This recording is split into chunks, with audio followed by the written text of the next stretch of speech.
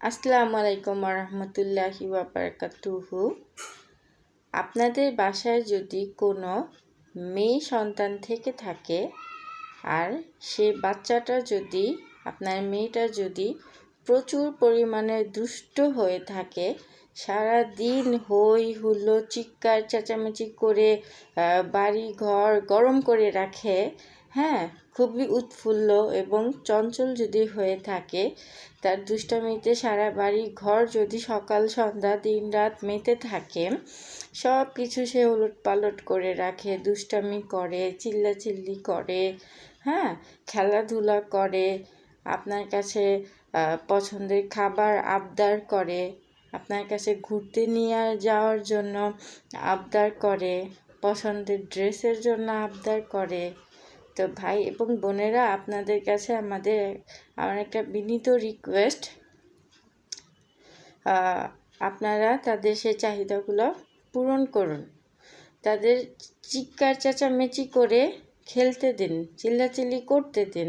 যতটুক সম্ভব তারা খুশি থাকতে চায়, তাদের খুশি থাকতে দিন। শুধু একটা মাত্র দিকে খেয়াল রাখবেন, চিৎকার চেঁচামেচি করছে, সব কিছু উলটপালট করছে, হ্যাঁ, একটু কষ্ট করে আপনি আবার সেটি গুছিয়ে রাখেন। শুধু একটা জিনিস খেয়াল রাখেন যে তারা যেন কোনো বেয়াদবি না করে। তো বেয়াদবিটার ক্ষেত্রে শুধু শাসন করে মেয়ে বাচ্চাদের বাকি সব দিক দিয়ে ছাড় দিয়ে দিন। আমাদের সমাজে আমরা বিভিন্ন শ্রেণীর মানুষ রয়েছি। কিছু মানুষের অবস্থা খুবই ভালো থাকে, বাচ্চারা যা চায় সবই আবদার পূরণ করতে পারে। তারপরের শ্রেণীতে মোটামুটি ঠিক আছে, তারপর একটা একটু নিম্ন শ্রেণী, যাদের মনে করেন প্রথম শ্রেণীর বাচ্চারা তাদের মা বাবার থেকে কোনো কিছু আবদার করলে হয়তো বা সেদিন এসে পড়ে অথবা পরের দিন এসে পড়ে। আর দ্বিতীয় শ্রেণীর মা বাবার থেকে মেয়েরা যদি আবদার করে, হয়তো বা তাদের একটা সময় নির্ধারণ করে দেওয়া হয় যে 1 সপ্তাহ পর, 1 মাস পর, 2 মাস পর আমাকে টাইম দাও, আমি তোমার এই ইচ্ছাটা পূরণ করব, ঠিক আছে। আর তৃতীয় শ্রেণী যেটা, সেটা ছোট আবদার হলে হয়ে যায়, হয়তো বা একটু কিছু 500-1000 টাকা দামি জিনিস যদি হয়ে যায়, ওটা হয়তো বা অনেক সময় লাগে। কিন্তু আপনাদের কাছে একটা রিকোয়েস্ট, হয় বছর লাগুক, তাদেরকে মানা করবেন না, আশা দিয়ে রাখেন আপনার যখন সামর্থ্য হয় 1 মাস পর হোক, ছোট জিনিস যদি চায় সাথে সাথে এনে দেন। একটু যদি আপনার সামর্থ্যের বাইরে হয়, তাদের আপনি একটু ধৈর্য ধরার কথা বলেন, কিন্তু তাদের সেই চাহিদাগুলো আপনারা পূরণ করেন। এবং অবশ্যই তাদেরকে একদম না করবেন না। তারা যদি কোনো কিছু নিয়ে বেয়াদবি না করে থাকে, তাহলে কোনো কিছুর জন্য তাদের শাসন করে না, শুধু বেয়াদবি আর ইসলামিক, একটু বড় হওয়ার পর ইসলামিক পর্দা নামাজের জন্য শাসন করুন, বুঝান, চাপ দেন। এছাড়া অন্য কোনো কিছুর জন্য যত চিৎকার চেঁচামেচি হই হুল্লো করুক, যা খুশি তারা করুক, তাদের কোনো শাসন করেন না, বকা দিয়েন না, তাদের মারধর করেন না, তাদেরকে বুঝান যে এই বাচ্চা মেয়েটাকে বুঝান যে সে আপনার রাজকন্যা। এই পৃথিবীতে অন্য কেউ তাকে ভালোবাসুক না বাসুক, ইট ডাজেন্ট ম্যাটার। একটা ফোঁটাও তাদের জীবনে যাতে ম্যাটার না করে, তারা যেন সবসময় মনে রাখে সে তার বাবা মায়ের রাজকন্যা। তাদের অন্য কে কি বলল, তাদের ভালোবাসলো এই দুনিয়া কি না, তাদের এটা দিয়ে যেন কিচ্ছু না আসে যায়। একটা ভালোবাসার যে কোটা থাকে, সেটা যাতে আপনার মায়া মমতা এবং ভালোবাসায় সেটা যাতে একদম পূর্ণ হয়ে যায়, ঠিক আছে। আর তাদেরকে ধীরে ধীরে, তারা যখন আস্তে আস্তে বড় হবে, তাদেরকে স্বাবলম্বী করানোর চেষ্টা করেন। এটা খারাপ কিছু না, নিজের কাজটা নিজে করে ফেলবে, এগুলি প্র্যাকটিস করাতে থাকেন, ভালোবাসা এবং আদরের মাধ্যমে, বকাঝকা, শাসন, গালা মন্দ এগুলির মাধ্যমে না। যতটুক সম্ভব আপনার মেয়ে বাচ্চার চাহিদা, স্বপ্ন, ইচ্ছা পূরণ করার চেষ্টা করুন।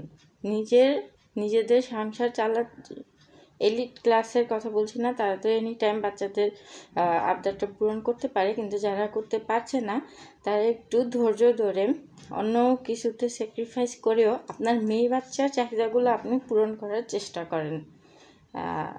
তাদেরকে তিনটা শ্রেণীর কাছে আমার সবচেয়ে বড় রিকোয়েস্ট, তারা যতই বেয়াদবি ছাড়া, তারা যতই চিৎকার চেঁচামেচি, লাফালাফি, দুষ্টামি, এটা ওইটা যত যাই করুক না কেন, তাদেরকে বকাঝকা করবেন না।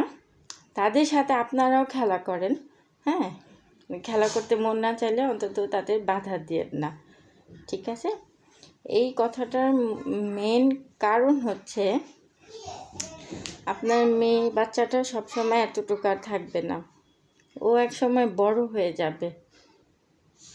আর মেয়ে বাচ্চাদের ক্ষেত্রে বিষয়টা হয় কি, বড় হতে হতে আপনার কাছের এই রাজকন্যাটা আপনার কাছ থেকে খুব দূর হয়ে যাবে, অনেক দূরে চলে যাবে। হয়তো বা তার বাসায় যেতে আপনার আধ ঘন্টা 1 ঘন্টাও সময় লাগতে পারে, কিন্তু ওই ডিস্টেন্সটা যে একটা দূরত্ব আসবে, সেটা বলে কর বোঝানোর মতো না।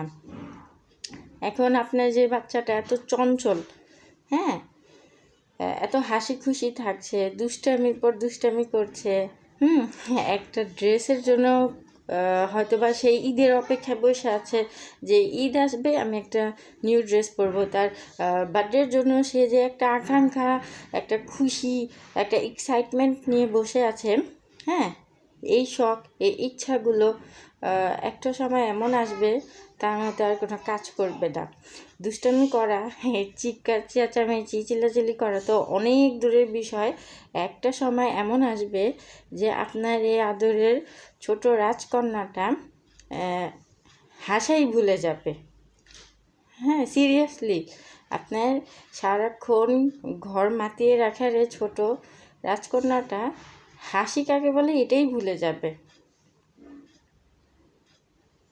এমনও সময় আসবে যে একটা ড্রেসের জন্য ঈদের আশায় বসে আছে, একটা গিফটের জন্য বার্থডের আশায় বসে আছে, একটা নতুন ড্রেস পেলে পাগল হয়ে যায় কখন পরবে।